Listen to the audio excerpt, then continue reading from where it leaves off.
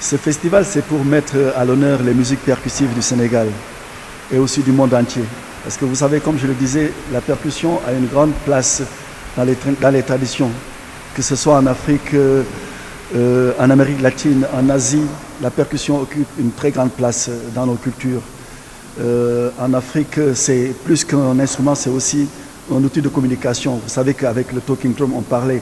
Pour faire passer le message, le tam-tam pouvait faire passer un message de village en village. Vous partez en Asie, le tambour, c'est un instrument qui joue sur la spiritualité, mais aussi un instrument de guerre et qui symbolisait la royauté et la monarchie. En Amérique latine, c'est quand même l'héritage culturel de l'Afrique, les congas, les bongos, tous ces instruments, c'est ce qui nous lie à ce continent. Voilà, donc c'est pour cela qu'on a voulu mettre à l'honneur cet instrument, la percussion, mais ce n'est pas seulement la musique, la percussion à l'état brut, mais aussi c'est toute musique où la percussion est au cœur de la création. Parce que actuellement, vous voyez qu'il y a des groupes qui jouent avec la musique dance, mais avec un fond de percussion. La musique électronique, le jazz, l'afrobeat, avec la percussion. Voilà, donc c'est ça au fait le truc. C'est pas seulement un truc qui est mis en boîte dans la percussion à l'état brut, non. On encourage les fusions. Doumbia Rose, au fait, c'est d'abord c'est un symbolique, voilà, parce qu'au fait, c'est l'un des grands maîtres percussionnistes du monde, je ne dirais pas de l'Afrique, du monde, qui a joué avec des Japonais, qui a joué avec des Peter Gabriel, des artistes, des Rolling Stones, le Rolling Stone, qui a joué avec les tambours du Burundi, avec presque, en fait, aussi, c'est quelqu'un qui a révolutionné le tambour. Parce que vous le savez, en fait, en Afrique, on est quand même dans ce, comment dirais-je, ce respect sublime de la tradition. Et quand même, Doumbia Rose a mené quand même des rénovations. Par exemple, vous voyez que grâce à lui, les filles ont pu jouer du tam-tam. Alors que dans certaines cultures, c'est interdit. Mais parce qu'en fait, c'était voilà, la tradition peut changer. La tradition ne se fiche pas.